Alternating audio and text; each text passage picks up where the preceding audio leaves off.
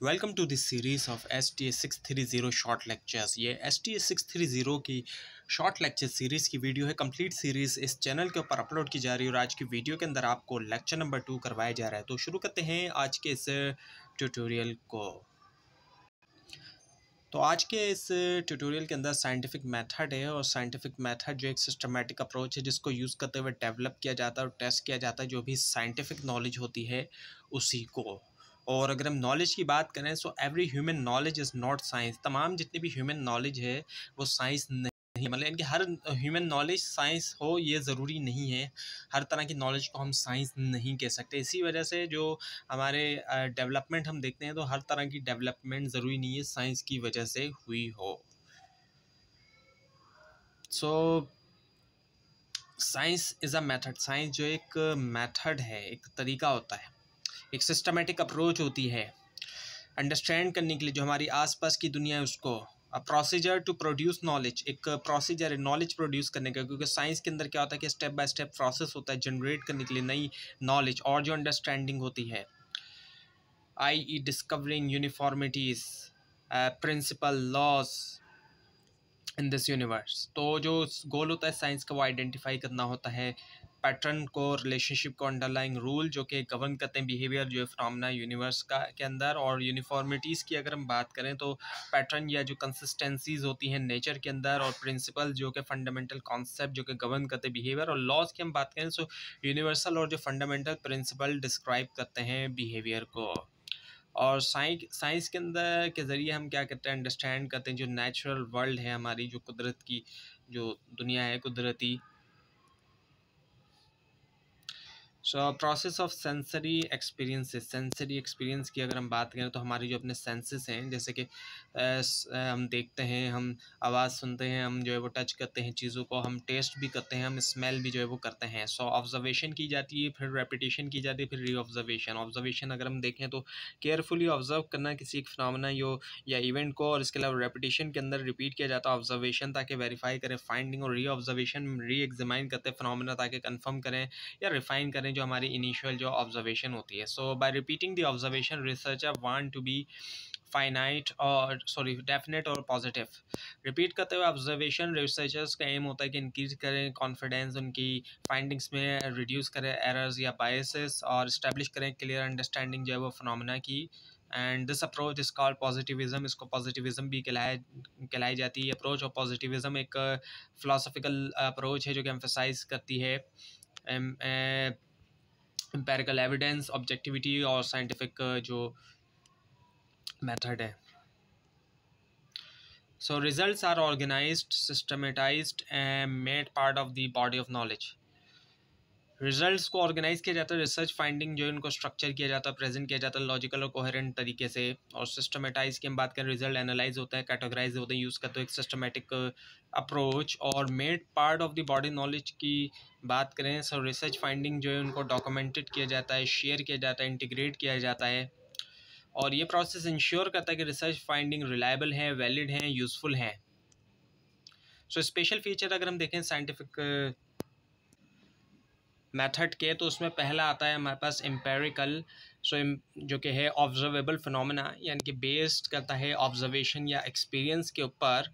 Empirical evidence जो वो drive होता है सेंसरी एक्सपीरियंस या ऑब्जर्वेशन से, और डेटा ड्रिवन है। एम्पेरिकल रिसर्च रिलाई करती है डेटा के ऊपर जिसको कलेक्ट किया गया ऑब्जर्वेशन, एक्सपेरिमेंटेशन या दूसरे मेथड्स के जरिए, और वेरीफाइबल होता है। एम्पेरिकल एविडेंस को वेरीफाई किया जा सकता है या रेप्लिकेट किया जा सकता है रेपिटेड ऑब्जर्वेशन या एक्सपेरिमेंटेशन के ज़रिए। और अगर हम ऑब्जर्वेबल फिनोमेना को देखें, और फिनोमेना से मुराद तो एक इवेंट, सिचुएशन या एक्सपीरियंस जिसको परसीव या ऑब्जर्व किया जाए, और ऑब्जर्वेबल से मुराद ये कि परसीव किया जाए या डिटेक्ट किया जाए हमारे जो सेंसेस हैं, यानी कि देखना, टच करना, सुनना और टेस्ट करना या स्मेल वगैरह करना। अब है फिर verifiable. So use senses to confirm और रिफ्यूट द ऑब्जर्वेशन। सेंसेस का हम यूज़ करते हुए या तो हम कंफर्म कर सकते हैं या फिर रिफ्यूट कर सकते हैं। सो वेरीफाइबल क्लेम्स या ऑब्जर्वेशन को टेस्ट कर सकते हैं, वेरीफाई कर सकते हैं हम एविडेंस और ऑब्जर्वेशन के ज़रिए, और एविडेंस बेस्ड होते हैं।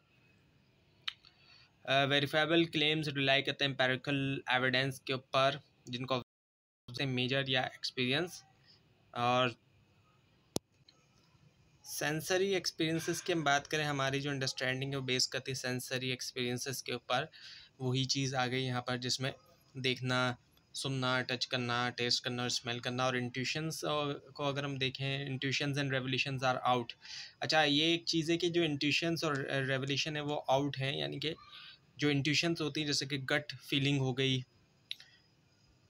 वो जो ये जो है बेस नहीं करती एम्पेरिकल एविडेंस के ऊपर। और इसी तरह से जो रेवोल्यूशन मिल रही है हमें सुपर नेचुरल पावर की तरफ से, तो ये भी बाहर है इस चीज़ से, एम्पेरिकल एविडेंस वगैरह से। और रेप्लिकेबिलिटी की हम बात करें, नीडेड। सो रेप्लिकेबिलिटी के अंदर क्या है कि फाइंडिंग जो है वो रेप्लिकेबल हो रिपीटेड ऑब्जर्वेशन या एक्सपेरिमेंटेशन के ज़रिए। So now the cumulative, third है कम्युलेटिव के नॉलेज जो है वो grows need not to start from scratch. Knowledge जो है वो ग्रो करती है, हमें ज़रूरी नहीं होता कि स्टार्ट से स्क्रैच करें, यानी कि हम जो है वो ज़ीरो से स्टार्ट करें। एक काम पहले से ही किसी ने किया हुआ है तो उससे आगे काम किया जाता है। ये नहीं होता कि उसका काम को हम समझते हैं कि वो बिल्कुल ही ज़ाया कर देंगे। एक रिसर्चर ने पहले से ही एक रिसर्च की हुई है या किसी साइंटिस्ट ने पहले से रिसर्च की हुई है तो उससे आगे के, यानी कि जितना उसने काम किया उससे आगे। जिस तरह से एक बिल्डिंग बनाई जाती है तो उसका बुनियाद डली हुई है, उस पर फर्स्ट फ्लोर है, तो ऐसा नहीं है कि उसको दोबारा गिरा के बनाएंगे तो फिर नई सिरे से बनेगी। यहाँ ये होता है कि उसी बिल्डिंग की बुनियाद डली हुई है तो उसी बुनियाद के ऊपर जो है वो बनाया जाएगा। यही चीज़ नॉलेज का भी होता है रिसर्च के अंदर। इसके अलावा ये कि डिटर्मिनिस्टिक है। डिटर्मिनिस्टिक से मुराद तो वैसे ये कि एक सिस्टम या प्रोसेस जहाँ आउटकम जो है वो इंटायरली तौर पे डिटरमाइन होती है इनपुट या कॉज से, और explains why things happen, explain करता है कि चीज़ें क्यों होती हैं। सो डिटर्मिनिस्टिक एक्सप्लेनेशन प्रोवाइड करता है क्लियर अंडरस्टैंडिंग अंडरलाइंग कॉजेज और मैकेनिज्म की, जिससे साइंटिफिक आउटकम आता है। और पार्सिमनी की अगर हम बात करें, एक प्रिंसिपल जो कि बताता है कि यूज़ करना सिंपलेस्ट एक्सप्लेनेशन या सोल्यूशन जो कि फिट हो डेटा के साथ। और minimum number of variable that explain variance, अगर हम इसकी बात करें तो इससे मुराद ये कि आइडेंटिफाई करना स्मॉलेस्ट सेट जो है वेरिएबल के, जो कि अकाउंट हो ज़्यादातर जो वेरिएशन होती है एक फिनोमेना के अंदर। और एम होता है कि सिंप्लीफाई किया जाए कॉम्प्लेक्स सिस्टम एलिमिनेट करते हुए जो अननेसेसरी वेरिएबल्स होते हैं उनको। So next is the ethical and ideological neutrality, यानी कि न्यूट्रल रहा जाए एथिकली भी और आइडियोलॉजिकली तौर पर भी। और वैल्यू फ्री ऑब्जेक्टिविटी फ्री रहें, ऑब्जेक्टिविटी हो, लेकिन क्या ये पॉसिबल है? तो अगर हम ऑब्जेक्टिविटी की बात करें तो इससे ये है कि ऑब्जेक्टिविटी से मुराद ये कि कोशिश की जाए कि अनबाइस रहें और इम्पार्शल रहें जो भी जजमेंट या डिसीजन है उसमें, यानी कि कोई भी तरफदारी ना दिखाई जाए, इम्पार्शल भी रहें और अनबाइस रहें। जबकि वैल्यू फ्री हम देखें तो अवॉइड करें इन्फ्लुएंस हमारी जो पर्सनल वैल्यूज़ हैं या बिलीव्स हैं या आइडियोलॉजिकल हैं, यानी कि आइडियोलॉजीज़ जो हैं वो किसी असेसमेंट में या एनालिसिस में। अब ये भी क्वेश्चन होता है कि क्या is it possible.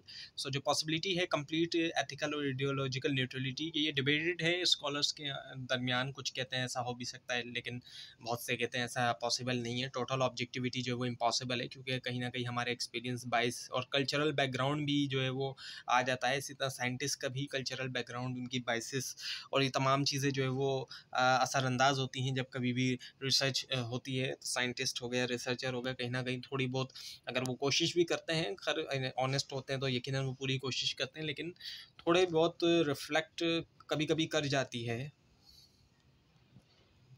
So statistical journalisation की अगर हम बात करें, सो इसमें ये कि subjecting information to statistical analysis, यानी कि ये कि डेटा एनालिसिस जो है स्टैटिस्टिकल एनालिसिस में ये कि मैथमेटिकल टेक्निक का यूज़ किया जाए समराइज, डिस्क्राइब और एनालाइज करने के लिए डेटा। स्टैटिस्टिकल मेथड हेल्प करता है आइडेंटिफाई करने में पैटर्न, ट्रेंड्स, रिलेशनशिप जो है वो डेटा के अंदर।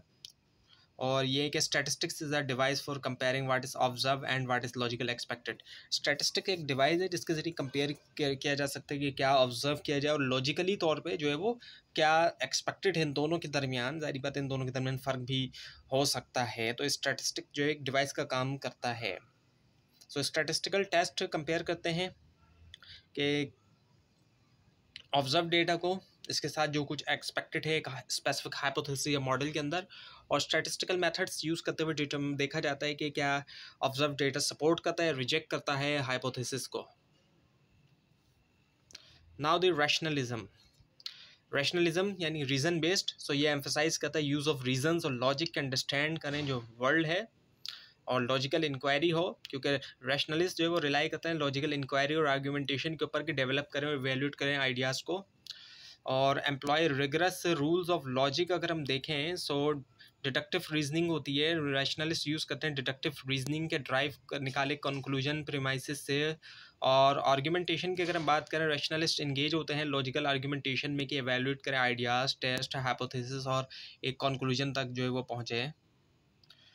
अब ये क्या all features are interrelated, तमाम जितने भी फीचर्स हैं तो एक दूसरे के साथ रिलेट करते हैं, एक दूसरे से जुड़े हुए हैं। Scientist not necessarily adhere to all this characteristic, लेकिन ज़रूरी नहीं कि अब तमाम साइंटिस्ट इन तमाम चीज़ों को अच्छी तरह से फॉलो करें, इन तमाम पे अमल करें, ज़रूरी नहीं है, कोई ना कोई चीज़ मिस कर सकते हैं scientist. So to power basis of knowledge, दो जो है पावर बेसिस हैं नॉलेज की, इसमें एम्प्रिसिज्म है जिसके अंदर सेंसरी एक्सपीरियंस और पॉजिटिविज्म आया था। अगर हम बात करें सेंसरी एक्सपीरियंस की, सो इसमें यह है कि एम्प्रिसिज्म एम्फेसाइज करता है जो रोल है सेंसरी एक्सपीरियंस का और जो ऑब्जर्वेशन होती है फॉर्मेशन के अंदर नॉलेज और अंडरस्टैंडिंग की। और पॉजिटिविज्म की अगर हम बात करें तो जो अक्सर एसोसिएट किया जाता है इसको पॉजिटिविज्म में, और जिसमें एम्फोसाइज करता है कि यूज़ किया जाए साइंटिफिक मेथड और एम्पेरिकल एविडेंस के अंडरस्टैंड करें हैं जो वर्ल्ड है। रैशनलिज्म की बात करें तो इसमें ये क्या एक्सप्लेनेशन फॉर रेगुलरिटी आ जाती है, एक तो ये हो गई, यानी कि इसमें ये कि रैशनलिज्म जो है वो के ज़रिए जो है वो प्रोवाइड किया करना जो लॉजिकल एक्सप्लेनेशन होती है इरेगुलर जो रेगुलरिटीज़ हैं और जो पैटर्न ऑब्जर्व किए गए वर्ल्ड के अंदर। और इसके अलावा जो कॉन्सिक्वेंशियल आर्ग्यूमेंट्स हैं उसको अगर हम देखें तो इसमें ये कि रैशनलिस्ट यूज़ करते हैं लॉजिकल और कॉन्सिक्वेंशियल आर्ग्यूमेंट्स के डेवलप करें, सपोर्ट करें उनकी थ्योरीज और एक्सप्लेनेशन। और लॉजिकल अगर हम देखें, रैशनलिज्म एम्फेसाइज करती है यूज़ जो है लॉजिकल रीजनिंग और आर्ग्यूमेंटेशन का, ताकि वो पहुँच सके एक कंक्लूजन के ऊपर और जो एक्सप्लेनेशन है।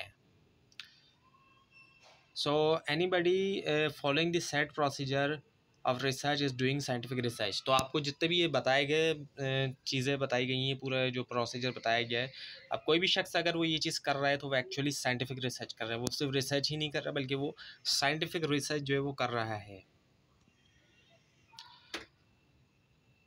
सो logical positivism i.e. Theory plus observation plus statistic. सो लॉजिकल पॉजिटिविज्म जो है वो एक फिलोसफिकल अप्रोच जो कि कंबाइन करती है एम्पिरिसिज्म, लॉजिकल एनालिसिस और साइंटिफिक मेथड को। और इसमें अगर हम ये जो थ्योरी है, जैसे कि थ्योरी की अगर हम बात करें, सो लॉजिकल पॉजिटिविस्ट इन्होंने रिकग्नाइज़ किया इंपॉर्टेंस जो है थ्योरेटिकल फ्रेमवर्क की फिनोमेना को अंडरस्टैंड करने में। और ऑब्जर्वेशन को अगर हम देखें, सो एम्पेरिकल ऑब्जर्वेशन और जो डेटा कलेक्शन एक क्रूशल होती है हाइपोथेसिस की टेस्टिंग के लिए। और स्टैटिस्टिक्स अगर हम देखें, स्टैटिस्टिकल मेथड्स यूज़ किए जाते हैं एनालाइज और इंटरप्रेट करने के लिए डेटा। तो ये थी आज की वीडियो। आपको इस बारे में कोई क्वेश्चन और अगर इसके अंदर कोई मिस्टेक भी दिखाई दे ज़रूर हाईलाइट कीजिए। और इस पूरी सीरीज़ को देखने के लिए इस चैनल को सब्सक्राइब कीजिए, बेल आइकन के ऊपर क्लिक कीजिए। Thanks for